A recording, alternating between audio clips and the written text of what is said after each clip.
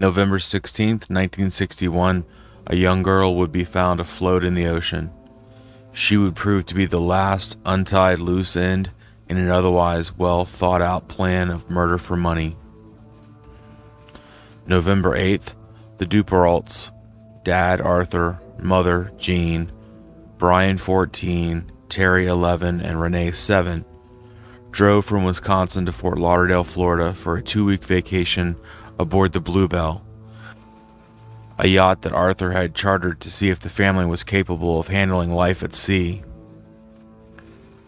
Julian Harvey would captain, and his new wife, Mary Denise Jordan, would assist with chores and cooking.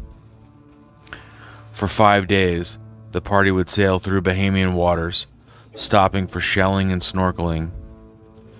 The last known stop was at Sandy Cove, a small community on Great Abaco Island.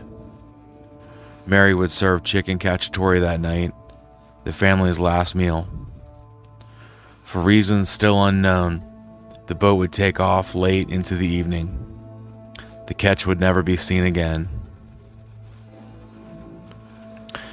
November 13th, 1961, Julian Harvey would be found floating in a dinghy in Bahamian waters between Abaco and Great Stirrup Key.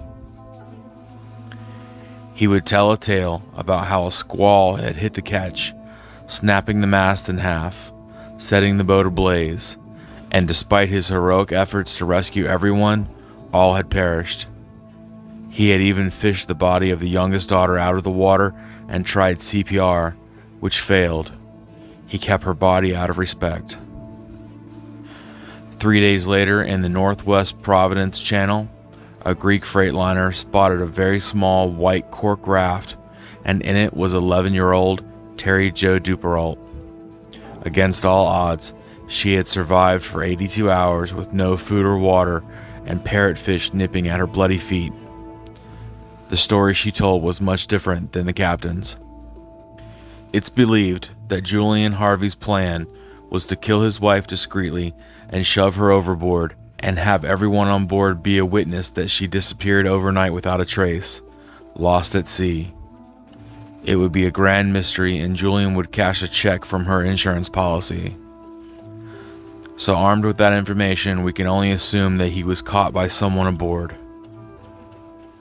At 11:30 at night, Terry Jo was awoken by her brother's screams of "Please, Daddy, help." When Terry Jo left her bed and made her way upstairs, she saw her mother and brother lying in a pool of blood. At that point, Julian Harvey shoved her in the face and pushed her back downstairs and told her not to come back up here. As she lay in bed, Julian would come down to her room with a rifle in his hand.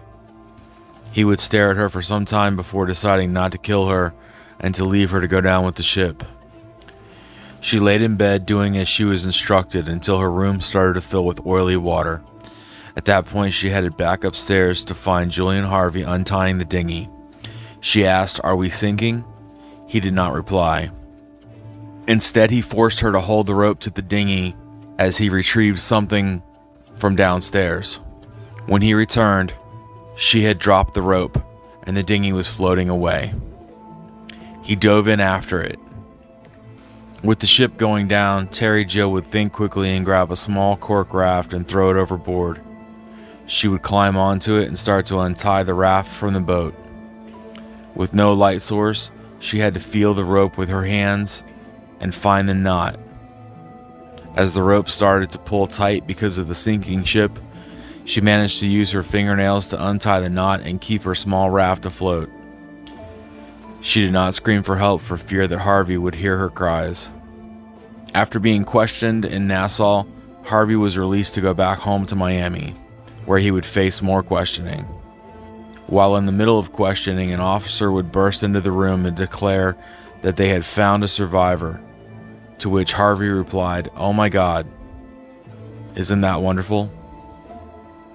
Harvey asked to be excused based on exhaustion and needing to talk to his late wife's family. He then got a room at the Sandman Motel under the assumed name John Monroe. He penned a 2-page note asking for someone to take care of his 14-year-old son and that he wanted to be buried at sea. He then sliced through arteries in his ankles, thighs, and neck. He would bleed to death in the motel bathtub, and his body would be found hours later by housekeeping. Terry Jo was raised by her aunt and uncle.